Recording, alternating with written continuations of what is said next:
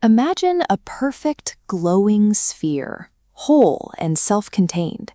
Picture it violently tearing into two distinct halves, drifting across an endless void. This image poses a specific question about human nature. We must ask whether sexual difference is a biological mechanism for reproduction or a transcendent, ontological destiny. Traditional metaphysics defines sexual difference as a permanent, essential distinction that structures human existence. To find the roots of this worldview, we look to classical Greek idealism. The philosopher Plato built a system around the premise that the physical world is a shadow of perfect, eternal archetypes. In his dialogue, The Symposium, Plato relays a myth from the playwright Aristophanes. According to the text, human beings originally existed as complete, unified, spherical entities with two faces and four arms. The gods feared their power and split them in two. Philosophers refer to this violent slicing as diremption. Diremption is the forced separation of an original whole into two distinct, permanently opposed parts. Classical Eros represents the desperate cosmic drive to heal this rupture and restore a lost state of wholeness.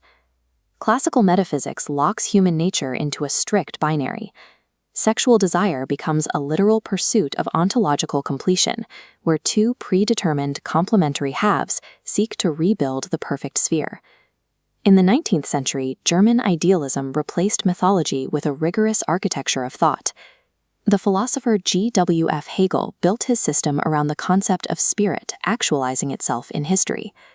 Hegel argued that spirit intentionally divides itself into two distinct sexual domains to allow abstract concepts to become concrete reality. He defined the masculine principle as a domain characterized by rupture, struggle, and external action. According to Hegel, the man's purpose is to pursue the universal, engaging in the state, science, and human law. In contrast, Hegel defined the feminine principle as a domain of plant-like harmony and unity. The woman's purpose is to preserve the concrete, maintaining the individual and the divine law of the family. To bridge these two absolute differences, Hegel points to ethical substance.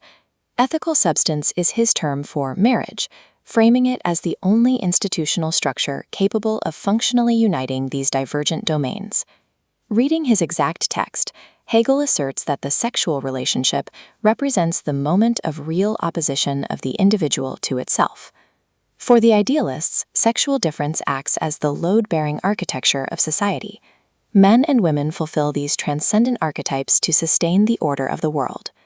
The devastation of Europe in the 20th century shattered trust in rigid, preordained structures.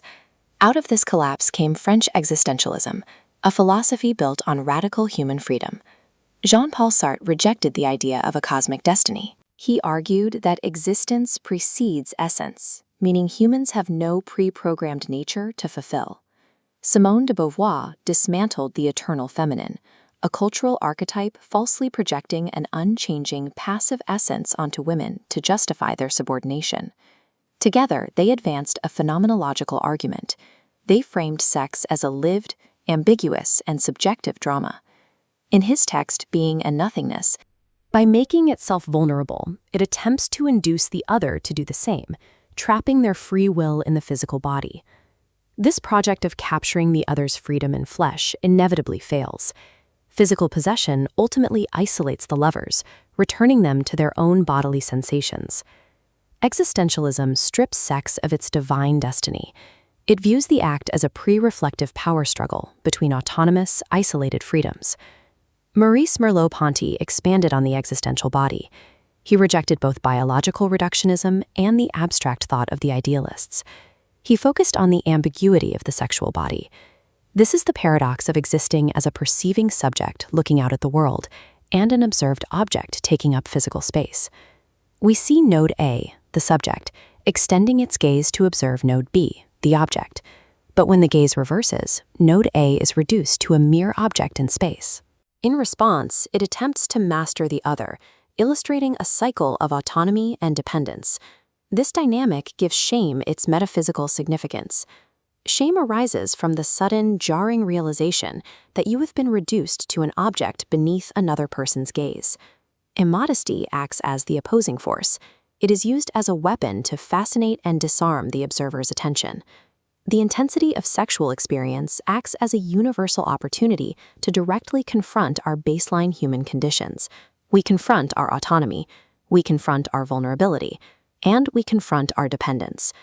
Phenomenology presents sexual difference as the specific theater where humans confront their own vulnerability and intersubjectivity.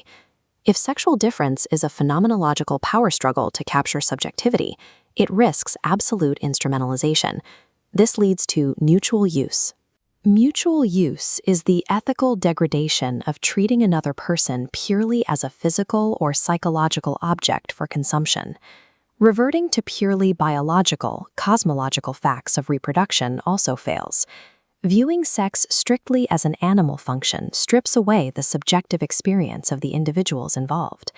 Karol Wojtyla sought to bridge the cosmic weight of metaphysics with the subjective truth of phenomenology. Wojtyla criticized reducing sexual attraction to a rigid biological utility or a selfish existential game of dominance. He established the personalist axiom. This axiom states that the sexual value of the body cannot be isolated from the absolute dignity of the person. Without a personalist ethic, both frameworks fail. The grand metaphysical archetype and the existential focus on the flesh both leave the individual vulnerable to degradation. Wojtyla argued that the intimate spiritual center of the person is irrevocably expressed through bodily sexuality. True sexual union requires the mutual recognition of unrepeatable personhood. This recognition transcends mere attraction to masculine or feminine traits. He introduces the ethical demand of self-giving. This is the specific antidote to the project of trying to capture and consume the other. The sexual act must enact spousal commitment rather than self-squandering. It requires a total, conscious integration of the willed and the physical body. Wojtyla calls this the redemption of the body. The redemption of the body is the radical personalization of masculinity and femininity, where mutual love conquers the urge for selfish consumption. When the absolute dignity of the human person leads, the physical body becomes an instrument of profound absolute recognition. The distinction of sex functions as a profound physical vocabulary for recognizing and honoring the absolute dignity of the other.